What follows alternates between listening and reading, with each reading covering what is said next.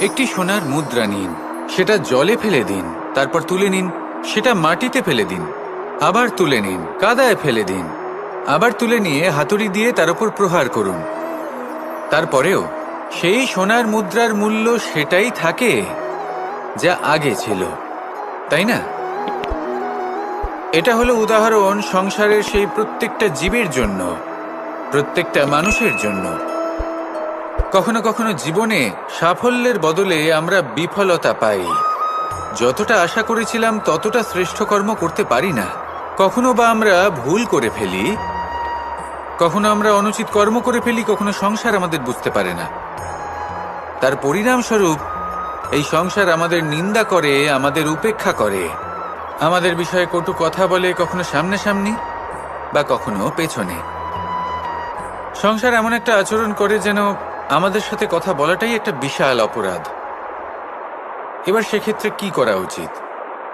মনকে শান্ত করা উচিত। বেশিরভাগ ক্ষেত্রেই এমন সময় মানুষ এটা ভেবে বসে যে তার জীবনের কোনো মূল্যই নেই। তার মনে হয় যে সে এই সংসারে শুধু একটা বোঝার সমান। সে নিজেকে ঘৃণা করতে থাকে। ওর মনে হয় যে তার জীবন শূন্য। কিন্তু তা নয়। আপনি সোনার মুদ্রার মতো। যদি আপনার মধ্যে সেই গুণ থাকে, আপনি শ্রেষ্ঠ কর্ম করেন, আপনার মধ্যে সেই বিদ্যা থাকে, আপনি নিরন্তর প্রয়াস করেন, সৎকর্মের পথে এগোতে থাকেন, তাহলে আপনার নিজের যে মূল্য তৈরি হয় সেটা কোনো পরিস্থিতিতে কোনো ব্যক্তি আপনার থেকে কেড়ে নিতে পারবে না। শুধু নিজে ভেঙে পড়বেন না।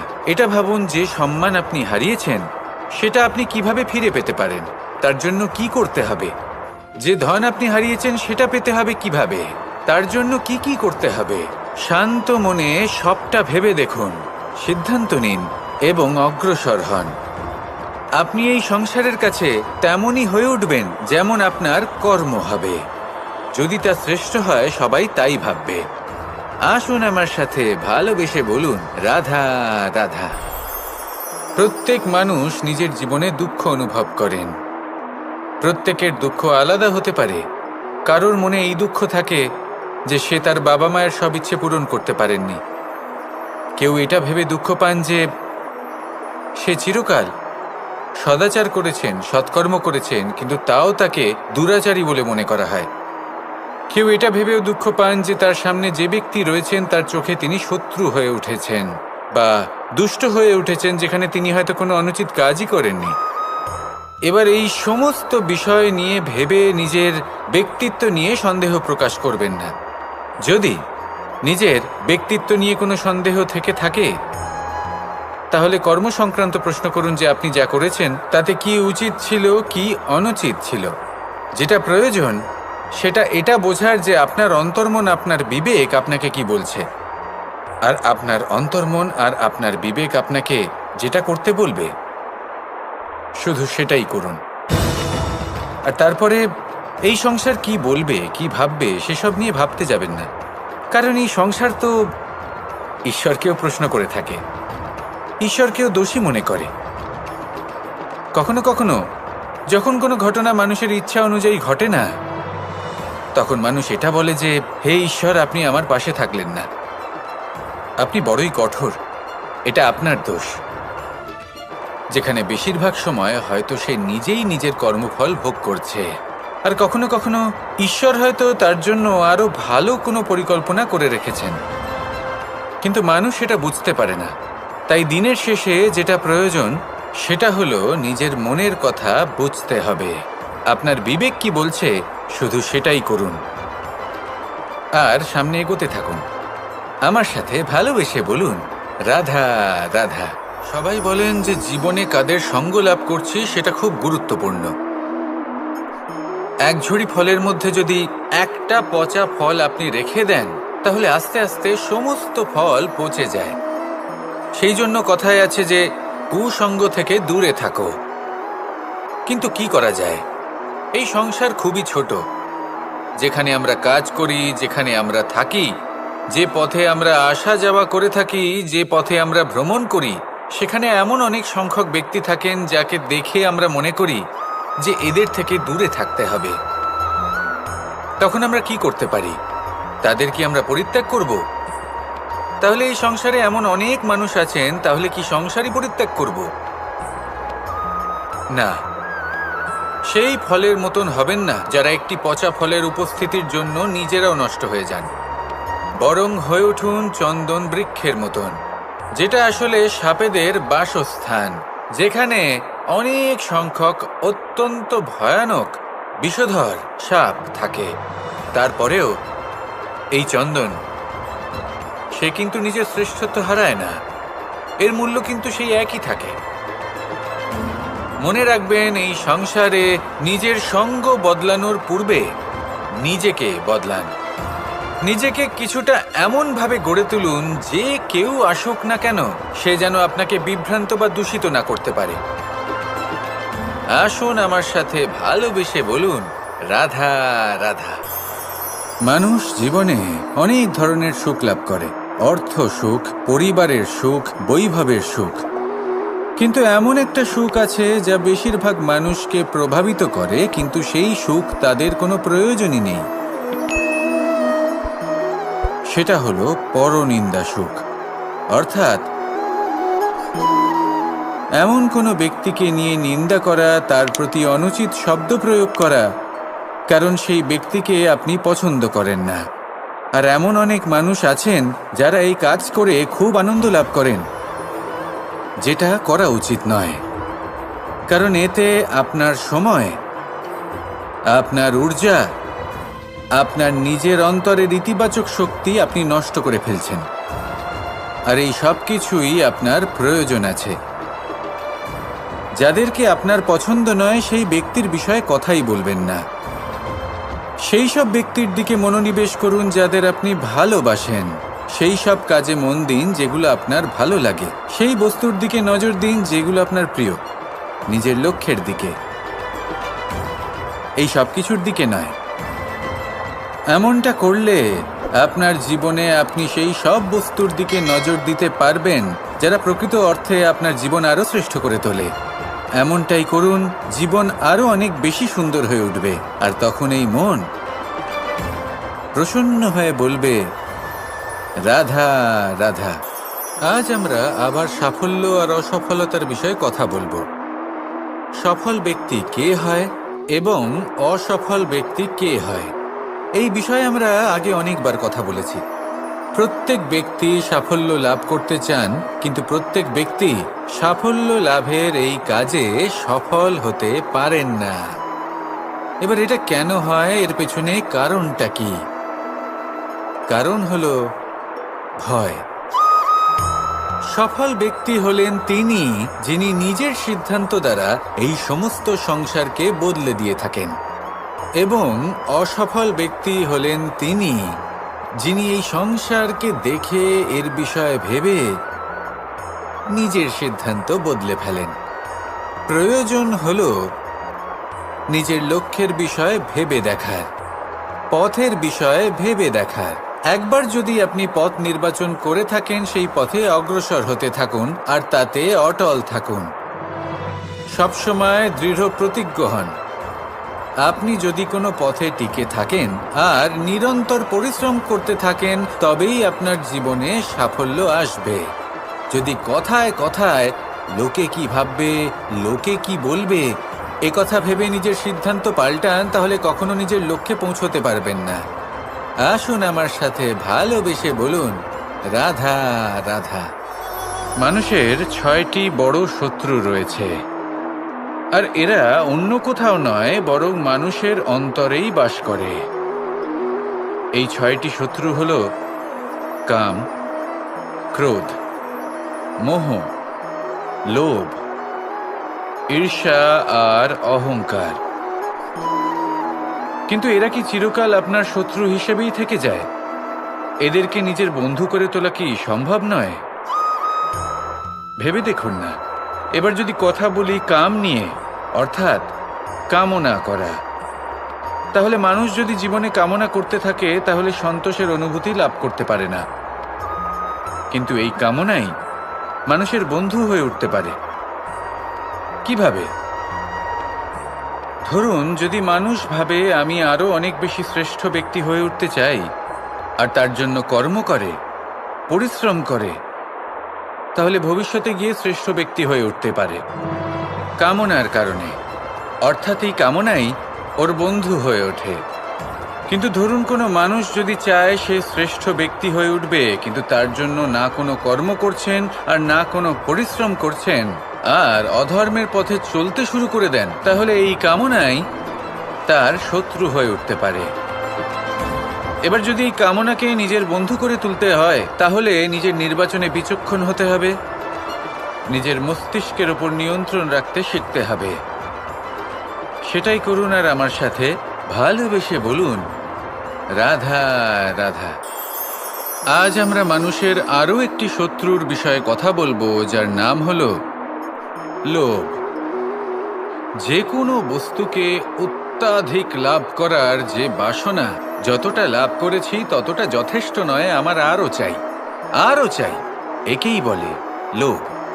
এবার এই লোভ আপনার জীবনে শুভ না অশুভ, আপনার মিত্র নাকি আপনার শত্রু, সেটাও নির্ভর করছে আপনার ওপর। যেমন ধরুন কোনো ব্যক্তির অসম্ভব ধনের লোভ, সে সেটা অর্জন করছে আর সেটা সংগ্রহ করছে, আর সেটা লাভ করার জন্য সে অনৈতিক কাজ করছে। যদি এই সব হতে থাকে, তাহলে লোভ কিন্তু আপনার পক্ষে অত্যন্ত ক্ষতিকারক। কিন্তু যদি সেই ব্যক্তি ধরুন ধন অর্জন করছেন, তার সাথে নীতিও পালন করছেন, আর সংগ্রহ করার পরে সেটা সংসারে ছড়িয়ে দিচ্ছেন, যদি এমনটা হয়, তাহলে এই লোভ আপনার বন্ধু হয়ে উঠতে পারে। যদি আপনার সৎসঙ্গ লাভ করার, সৎকর্ম করার লোভ থাকে, তাহলে আপনি কখনো একা থাকবেন না।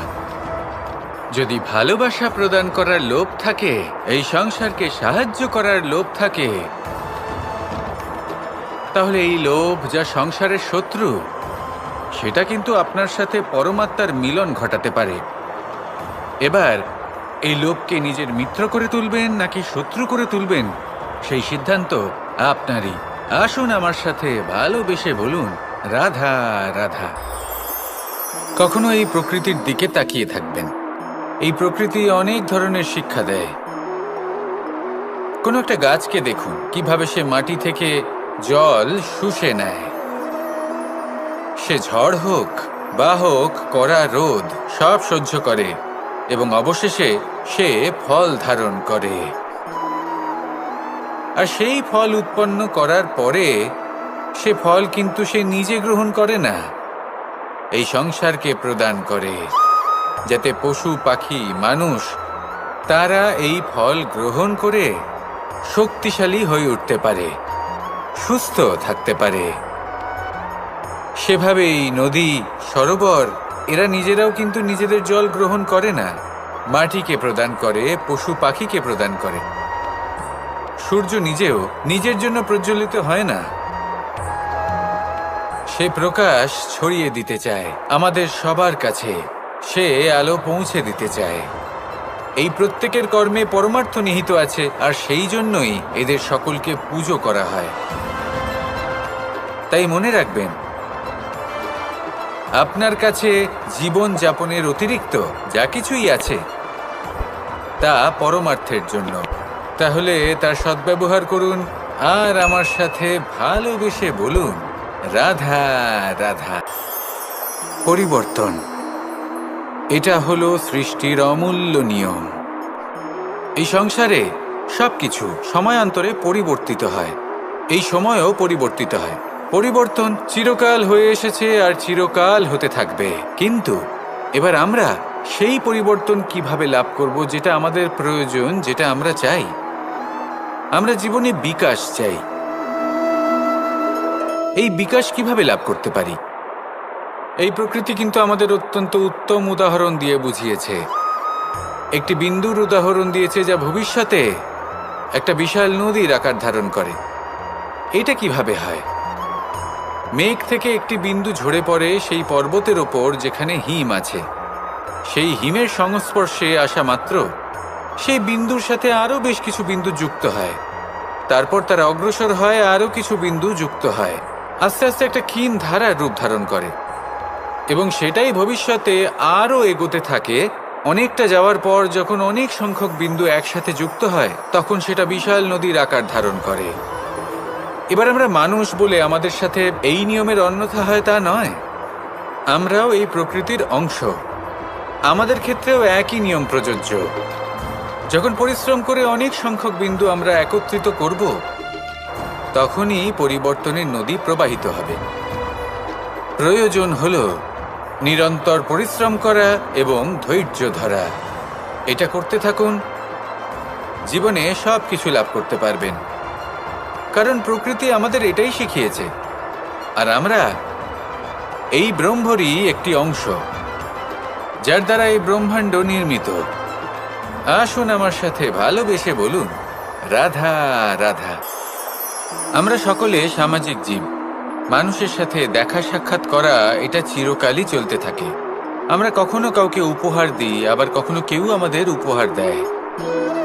কখনো কি এমন হয়েছে যে আপনি কাউকে একটা উপহার দিয়েছেন, কিছু সময় পরে বা কিছু মাস পরে সেই উপহারই ঘুরে ফিরে আপনার কাছেই এসেছে, অর্থাৎ সেই বস্তুটাই আপনার কাছে আবার ফিরে এলো? এরকম হয়।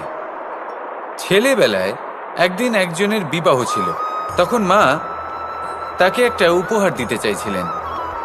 তাই তিনি একটা পোশাক বানালেন আর সেটাকে সুসজ্জিত করছিলেন। আমি দেখলাম আর জিজ্ঞেস করলাম যে মা, এই পোশাক এত সুসজ্জিত করার কি আছে? তখন মা বললেন যে কানাই, কখনো কাউকে এমনই উপহার দেবে, এমন প্রকারে দেবে যে সেটা যদি আবার ঘুরে ফিরে তোমার কাছে ফিরে আসে তাহলে যেন তোমার খারাপ না লাগে। এটাই কিন্তু হয় আমাদের ব্যবহারের সাথে, কর্মের সাথেও এবং আমাদের কথার সাথেও। তেমনই আচরণ করবেন যে আচরণ আপনি সহ্য করতে পারবেন। যদি মুখ থেকে কটু কথা বেরোতে থাকে তখন নিজেকে সংযত করে নিন। সেই শব্দই প্রয়োগ করুন যেটা আপনি তার বদলে শুনতে চাইবেন এবং আপনার দুঃখও হবে না। কারণ আপনার কর্ম এমন একটা উপহার যেটা আবার ঘুরে ফিরে ফলস্বরূপ আপনার কাছেই আসবে। সেই জন্য নিজের আচরণ শুভ করুন, নিজের মানসিকতা শুভ করুন, নিজের মুখ থেকে মধুর বাণী নিঃসৃত করুন, আর এইভাবেই মধুরভাবে বলুন, রাধা রাধা। এই সংসারে প্রত্যেকটা জিনিসের নিজস্ব একটা বিশেষত্ব আছে, আর তার বিশেষত্বর জন্যই তাকে বিশেষ গুরুত্ব দেওয়া হয়। যদি কথা বলি অস্ত্রের, যেমন তরোয়াল, তরোয়াল নির্মাণ করা হয়েছে রক্ষার জন্য। কত তাড়াতাড়ি সে সামনে উপস্থিত শত্রুকে নিধন করতে পারে। এবার এই তরোয়ালের কোন গুণটা দেখা প্রয়োজন? সেটার ধার। সেই বস্তুটি নয় যার মধ্যে এই তরোয়াল রাখা হয়। সেইভাবেই যদি আমি কথা বলি বাণের, তাহলে এটা প্রয়োজনীয় নয় যে সেই বাণ কতটা তীক্ষ্ণ, কতটা বলশালী।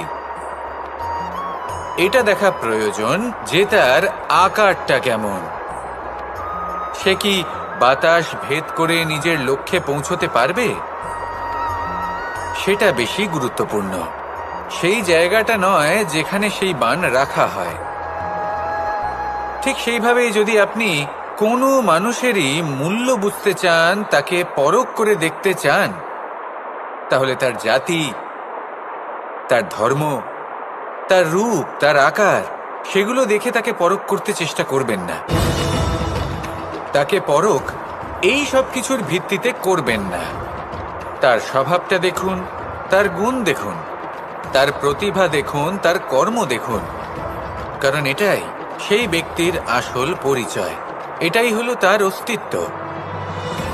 যখনই আপনি কোনো নর্তককে শ্রেষ্ঠ নৃত্য প্রদর্শন করতে দেখেন, তখন আপনি কিন্তু এটা ভাবেন না যে সে কোথা থেকে এসেছে, সে কি খায়, ওর বন্ধু বান্ধব কারা। আপনি তার নৃত্য দেখেন, ওর শিল্প দেখেন, সেটারই প্রশংসা করেন, সেটাকেই সম্মান করেন। সেইভাবেই সংসারে সকলকে সম্মান করুন। আর এই সম্মানের আধার হওয়া উচিত তার গুণ, তার স্বভাব, তার কর্ম, তার রূপ আর তার বেশভূষা নয়। আসুন আমার সাথে ভালোবেসে বলুন, রাধা রাধা। এই সংসার বলে যে কৃষ্ণ হলো মহাযোগী, কেউ বলে যে কৃষ্ণ হলো সাংখ্যযোগের প্রবর্তক, কেউ বলে ভক্তি যোগের, কেউ বলে জ্ঞান যোগের, কেউ কেউ এটা মনে করেন যে অষ্টাঙ্গ যোগের প্রভু হলাম আমি। কিন্তু এই যোগ আসলে কি? যোগ বিষয়টাকে বোঝা খুব একটা কঠিন নয়, কিন্তু সেই যোগকে নিজের যাপনের অংশ করে তোলা হলো অত্যন্ত কঠিন, আর তার জন্য প্রয়োজন অভ্যাস। যোগ শব্দটার অর্থ হলো যুক্ত করা, আর এটা আমি ছোটবেলায় শিখেছিলাম। যখন আমার মাখন খেতে ইচ্ছে করত আর মা মাখনের সেই হাঁড়িটা ওপরে টাঙিয়ে রাখতেন, তখন আমরা ভাবতাম যে অত দূরে পৌঁছবো কি করে। তখন আমরা যোগের বিষয়ে জানতে পারলাম, আর তখন জানতে পারলাম যে সবথেকে গুরুত্বপূর্ণ যোগ আসলে কি? সহযোগিতা, সাহায্য। আমরা সব সখারা একসাথে জড়ো হতাম, একে অপরের পিঠের ওপর উঠে দাঁড়াতাম, আর তারপর আমরা ওই মাখনের হাঁড়ির কাছে পৌঁছতে পারতাম, আর তারপর আমরা সবাই মিলে সেই মাখন ভাগ করে খেতাম। সহযোগিতা, এটা অত্যন্ত গুরুত্বপূর্ণ। পাণ্ডবরাও মহাভারতে এটাই করেছিলেন। ওনাদের সাথেও কেউ ছিল না, একে অপরকে সাহায্য করে ওনারা অনেক বীরদের একত্রিত করেছিলেন। তারপর অবশেষে মহাভারতের এই মহাযুদ্ধে ওনারা জয়লাভ করেছিলেন। রামায়ণে রাম এবং লক্ষ্মণের সাথে কেউ ছিল না। সহযোগিতার মাধ্যমে ওনারা ভাল্লুক আর বানর সেনাকে একত্রিত করেছিলেন, আর এই সংসারের সব থেকে প্রবল রাক্ষস রাবণকে বধ করেছিলেন। মনে রাখবেন, একসাথে মিলে যদি আপনারা কর্ম করতে শেখেন, তাহলে এই সংসারে এমন কিছুই নেই যেটা আপনি অর্জন করতে পারবেন না। আসুন আমার সাথে ভালোবেসে বলুন, রাধা রাধা। মানুষ যখনই কোনো পর্বতারোহণ করতে শুরু করে, তখন সে বারবার পড়ে যায়, বারবার উঠে দাঁড়ায়, সামনে এগোতে চেষ্টা করে, কিন্তু যদি সে দৃঢ় নিশ্চয় করে থাকে, তাহলে সে অবশেষে সেই পর্বতের শিখরে পৌঁছেই যায়। চলার পথে যদি বড় কোনো পাথর চলে আসে বা পর্বতের কোনো বড় অংশ সামনে আসে, তাহলে সে তার সাথে ধাক্কা খায় না, সে পথ বদলে নেয়। কিন্তু বাধা তাকে সবসময় পেতেই হয়, আর সেই বাধা সে পায় ছোট ছোট পাথরের দ্বারা। তাদের ওপর পা পড়লে তার পা পিছলে যায় আর সে পড়ে যায়। এই ছোট ছোট পাথর হলো আমাদের জীবনের সেই ছোট ছোট সমস্যা, সেই ছোট ছোট ভুলগুলো যেগুলো আমরা অবজ্ঞা করতে থাকি। আমরা ভাবি এর দ্বারা কি বা ক্ষতি হবে, কিন্তু সেগুলোই অনেক সময় আমাদের অসফলতার কারণ হয়ে দাঁড়ায়। যত তাড়াতাড়ি সম্ভব এই ছোট ছোট পাথরগুলিকে জীবন থেকে তুলে ফেলে দিন। ভুল হওয়াটা স্বাভাবিক, কিন্তু তার মানে এই নয় যে বারবার সেই ভুলের পুনরাবৃত্তি ঘটবে। ভুলটা বুঝুন, সেটা স্বীকার করুন, আর সেটা শুধরে নিন। যখন আপনি এটা করতে শিখবেন, তখনই খুব তাড়াতাড়ি আপনি সেই শিখরে পৌঁছতে পারবেন। আর যখন পৌঁছে যাবেন, তখন এই মন প্রসন্ন হয়ে বলবে, রাধা রাধা। সূর্য এই সংসারকে আলো প্রদান করে। সূর্যের মনে যদি নিজের তেজের জন্য অহংকার জন্ম নেয়, তখন তার অহংকার ভঙ্গ করে মেঘ। সূর্যের আলো পূর্ণরূপে ঢেকে দেয়।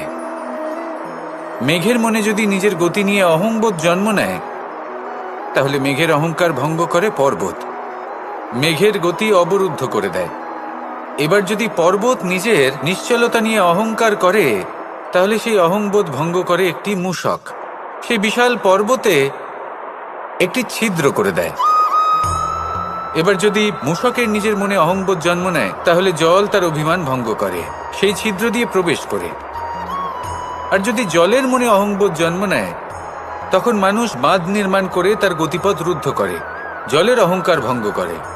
আর যদি মানুষের মনে অহংকার জন্ম নেয়, তখন সূর্য নিজের তাপ দ্বারা মানুষের অহংকার ভঙ্গ করে। এই সংসারে অহংকার প্রদর্শন করার কোনো প্রয়োজন নেই। আমাদের সবার মধ্যেই কিছু বিশেষ গুণ আছে, আর সবার মধ্যে কোনো না কোনো দোষও আছে। এই প্রকৃতি আমাদের কি শিক্ষা দেয়? কেউ একে অপরের সাথে লড়াই করে না, একে অপরের জন্য বাধা সৃষ্টি করে না, শুধু নিজের কর্ম করে। সূর্য নিজের প্রকাশ দ্বারা বনস্পতি এবং গাছপালাকে জন্ম দেয়। মেঘ বর্ষা সৃষ্টি করে লুপ্ত হয়ে যায়, আবার নির্মিত হয়। পর্বতের সেই নিশ্চলতা সেই বর্ষাকে একটা দিশা প্রদান করে, আর তারপরে তা ধারা হয়ে প্রবাহিত হয়ে যায়। এইসব কি? এইসব একটা সম্পর্ক, একটা চক্রের মতো। সবাই একসাথে নিজের কর্ম করে, তাই এই চক্র আবর্তিত হয়। এটা আমাদেরও করতে হবে, একসাথে মিলে কাজ করতে হবে। কারোর জন্য বাধা হয়ে উঠলে হবে না, কাউকে ছোট মনে করলে হবে না। এটাই করতে থাকুন, সবাই মিলেমিশে কর্ম করুন। প্রকৃতি আমাদের এই শিক্ষাই দেয়। আসুন আমার সাথে ভালোবেসে বলুন, রাধা রাধা।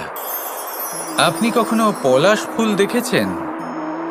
কি সুন্দর দেখতে, লাল রক্তবর্ণ, উজ্জ্বল, কিন্তু এতে কোনো সুগন্ধ নেই। সেই জন্য ওকে শুধু চোখ ভরে দেখতে ইচ্ছে করে। দেখবেন তাকে কিন্তু পুজোতে ব্যবহার করা হয় না, এই ফুল দিয়ে মালা বানানো হয় না। সেরকমই আমাদের জীবনেও এমন অনেক ব্যক্তি রয়েছেন যাদেরকে সম্মান অর্জন করতে হয়। যদি আপনি কোনো উচ্চ বংশে জন্ম নিয়ে থাকেন এবং আপনার কাছে সবকিছু থাকে, ধন ঐশ্বর্য থাকে, সবকিছু আপনি আগে থেকেই পেয়ে গেছেন, তাও কিন্তু এই সংসার আপনাকে সম্মান দেবে না। ততক্ষণ পর্যন্ত দেবে না যতক্ষণ না আপনি নিজের অন্তরে গুণ জাগ্রত করছেন, শ্রেষ্ঠ কর্ম করছেন, নিজের অন্তরে ইতিবাচক মনোভাবের এই সুবাস জাগ্রত করছেন। যদি এসব কিছু করেন, তাহলেই এই সংসার আপনাকে সম্মান দেবে। এবার এটা আপনার ওপরে নির্ভরশীল যে আপনি কি পলাশ ফুলের মতো হতে চান, নাকি অন্য কোনো ফুল হয়ে উঠতে চান যার সুবাস আছে, যে নিজের সুবাস এই সারা পৃথিবীতে ছড়িয়ে দেয়। আসুন আমার সাথে ভালোবেসে বলুন, রাধা রাধা। এই সংসারে একটা শব্দ আছে যার বিষয়ে মানুষ অত্যাধিক চিন্তা ভাবনা করে,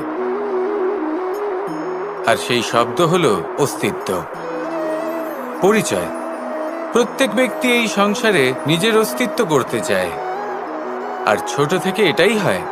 যখন আমরা শ্রেণীকক্ষে যাই, পড়তে যাই, তখন আমরা এটাই ভাবি যে আমরা নিজেদের অস্তিত্ব গড়ব, সুনাম অর্জন করব। সকল ব্যক্তি যাতে এটাই বলে যে এই হলো সর্বশ্রেষ্ঠ ছাত্র, আর এটাই আমাদের পরিচয়। কার্যক্ষেত্রেও আমরা ঠিক এটাই চেষ্টা করি, পরিশ্রম করতে থাকি এবং ভবিষ্যতে গিয়ে আমরা নিজেদের পরিচয় খুঁজে পাই। পরিচয়ের সাথে সাফল্য আসে, আর সাফল্যের সাথে আসে অস্তিত্ব। আর যখন এই দুটি সংযুক্ত হয়, তখন মানুষ অসফলতার কথা ভেবে ভয়ভীত হয়ে পড়ে, আর এটা ভাবতে থাকে যে যদি আমি অসফল হই, তাহলে সেই পরিচিতির কি হবে, সেই নামের কি হবে, সেই সব কিছু যে আমি অর্জন করেছি তার কি হবে। সে ভয়ভীত হয়ে পড়ে, আর এই ভয়ের কারণে তার বিকাশ কোথাও না কোথাও অবরুদ্ধ হয়। সে শ্রেষ্ঠ কর্ম করা বন্ধ করে দেয় এবং শুধু এই সুরক্ষিত থাকতে চেষ্টা করে।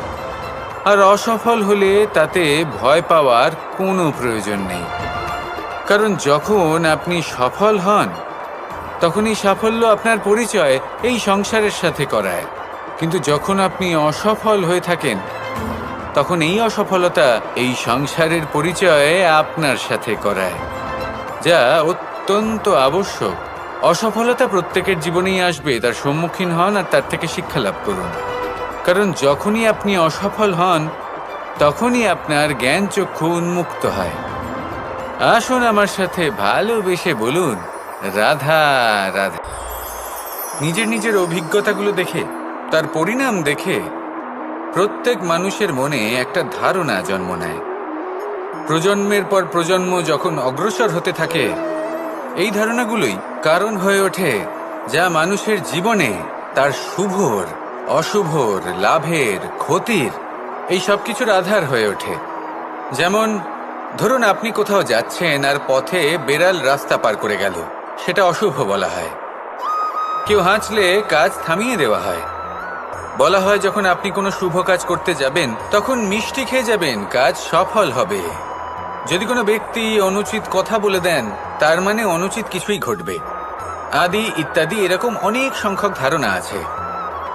কিন্তু সবকিছু যদি এরকমই হতো, তাহলে প্রত্যেক মানুষ নিজের কথা দ্বারা নিজের বা অন্য কারোর জীবন স্বর্গতুল্য করে তুলতো, নয়তো নরকে পরিণত করত। কিন্তু এরম কি আদৌ হয়? না। কারণ এই সব ধারণা, এই সব কিছু এর উৎস হলো মানুষের মন, তার মস্তিষ্ক। যখন আমরা কোনো বাক্য বা কোনো ধারণাকে